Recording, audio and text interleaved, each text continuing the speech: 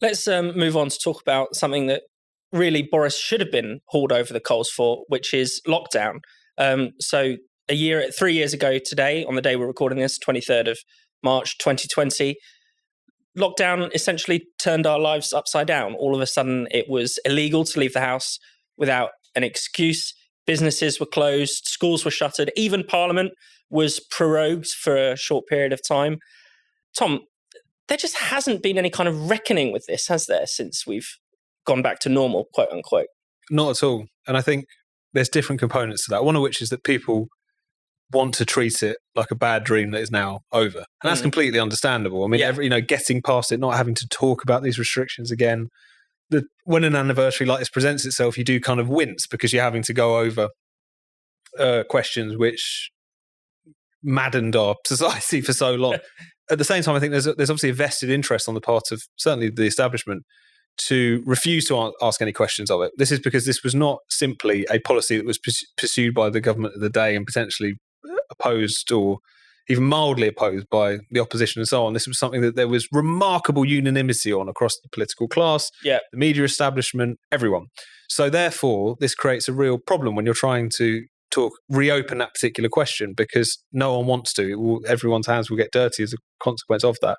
But we really still need to have that reckoning for the simple reason that moment 3 years ago where Boris Johnson went on television and said, "I'm telling you now to stay at home," ushering in the first lockdown, was a hard to overstate moment in British political history in terms of authoritarianism, in terms of the decision in a time of crisis to basically upend all of our liberal legal norms in favour of being allowed to do what you wish, so long as it isn't prohibited, completely reversing that. You were unable to leave your house unless you were given an express excuse. I always say as well to people is that even if you agree with the lockdown, the way in which it was done should really concern you. We now all agree, although I'm not sure it was ever a point of contention, that Matt Hancock is a bluffer and an idiot. And yet during the pandemic, as Health Secretary, he was empowered to make and unmake law at the stroke of his pen by fiat. Parliament was shut down. It lobotomised itself. It willfully said, we are non-essential and went home. All of this should horrify you, regardless of the debates that we continue to have about how Sweden is looking in terms of excess deaths, very good, by the way, in comparison to other countries that lock down harder. Aside from anything else, this experiment in authoritarianism and liberalism should deeply concern us. And one thing I've been struck by this week, and I know you've written about this on Spikes as well, Fraser, is the fact that the very people who have spent years now talking about Boris Johnson, Brexit, populism and so on, as this basically backslide into authoritarianism, that this vote to leave in a liberal anti-democratic European Union was actually a deeply liberal and anti-democratic thing, that we were somehow on the path to some of history's darker moments and so on, that we were, if nothing else, just a new authoritarianism was present in politics, were more than willing to have Boris Johnson lock them in their houses.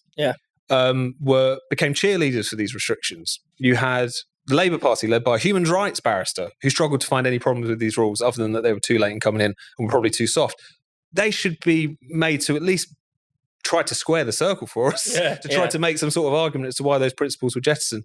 The problem at the moment is that there's no pressure to do so because everyone involved has a vested interest in keeping Sturm effectively. And Rakib, I mean, the harms of this policy are just really mounting now. You know, you think about the health consequences, the number of excess deaths that we're having that are not related to COVID, the NHS waiting lists, education problems, thousands of children who, were shut out of school and never returned, economic problems like inflation. I mean, what do you make of that?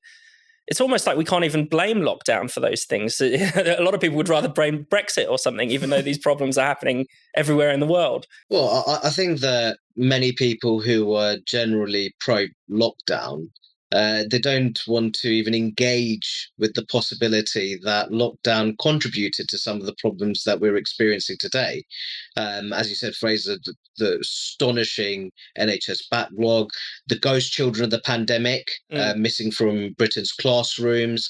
You also talked about the health-related outcomes. Also, the degree of social isolation. I'd say that lockdown was particularly hard on people who may have been living on their own, but also families living in flats, quite often in what you'd consider to be overcrowded housing. Many businesses struggled a great deal during the pandemic, the lockdown related periods of the pandemic. So I think that there's no harm in admitting, and I'd include myself in this, that at the time I was very much pro lockdown, and I think that was an understandable position. There was a novel virus, there wasn't much understanding of the virus at that particular time. But I think there has to be acknowledgement that those policies may have contributed to a number of social and economic problems we're experiencing today. And I think that we need to learn from the lessons of the pandemic, because I think that's an essential part of our pandemic preparedness strategy as a country. Because the reality of the matter is that there's no you can't guarantee that this won't happen again for the next 50, 100 years. It could happen in the next decade. It could happen in the next 5 years. So I think it's essential that we learn from the lessons of lockdowns, because there were multiple lockdowns over the course of the pandemic, because that will help us as a country to learn from potential mistakes, tailor policies a certain way to ensure that the way we manage pandemics in the future don't have such severe negative outcomes further down the line. And Tom, in terms of sort of hangover of all this, what do you think are the kind of consequences for things like liberty and democracy? Because they were just totally jettisoned in this period. I think that's why the reckoning, should it come, is also kind of beyond the technical but important arguments about where was a policy, where was the cure worse than disease in a particular area, where was the trade-off, the cost-benefit analysis is often talked about. I feel like that's a slightly thin way to think about what it is that we're dealing with here, because what you had was the jettisoning of standard liberal democratic principles in relation to how you govern a country, how you relate to a population. Now, that's not to say that there aren't, of course, times of emergency in which extraordinary measures are necessary. I think the problem was that the presumption was on the side of the extraordinary measures from the off. This was a novel virus. There wasn't much we knew about that. But therefore, why that necessarily leads to saying, therefore, we must take the most draconian action ever inflicted on a population, not just in peacetime, I should say, but even the kind of domestic regime during the Blitz era and so on did not reach into people's lives quite the way that the lockdown measures did, as a High Court judge is remarked upon saying. The presumption was on the side of, well, of course we need to do this. There was an atmosphere of panic. There was an atmosphere of groupthink amongst different countries. I mean, you saw various analyses that were pointing out that the point at which various countries went into lockdown, it was largely in relation to what their neighbours were doing rather than where epidemiologically their particular population was.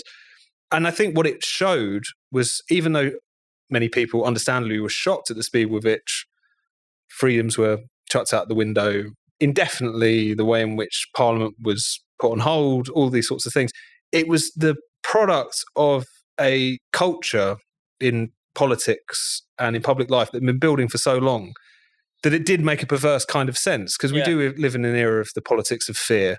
We do live in an era in which the public are primarily seen as a problem to be managed rather than the means through which you sort out social problems. You even suggested it during the pandemic that maybe the idea should be to not only trust people to make decisions for themselves, but also to be involved, to be galvanized in the product of protecting the vulnerable and so on. You were laughed out of the room. What a ridiculous comment. What ordinary people are people who will willfully catch COVID and then cough at an elderly relatives. That was basically the sort of view that was taken of them. So you have that deep mistrust of the public, you have the politics of fear, and you also have just a general kind of growing liberalism, which was and technocracy and belief that the people with the right degrees always know best, even when it's been established time and time again. They often get a lot of the big questions very, very wrong. All of this was mixed together during the pandemic, came to a head during the pandemic, rather, would be a better way to put it. And therefore, I think the reckoning, such as it is not about which pandemic plan should we follow next time around. I think it's also about saying, how do we get to a position where a country that would pride itself on being a liberal democracy would jettison those principles because it was too scared of what the alternative might possibly be? Not from a position of, this is what we must do, we've assessed it, we've discussed with the public, just out of abundance of caution, as it were.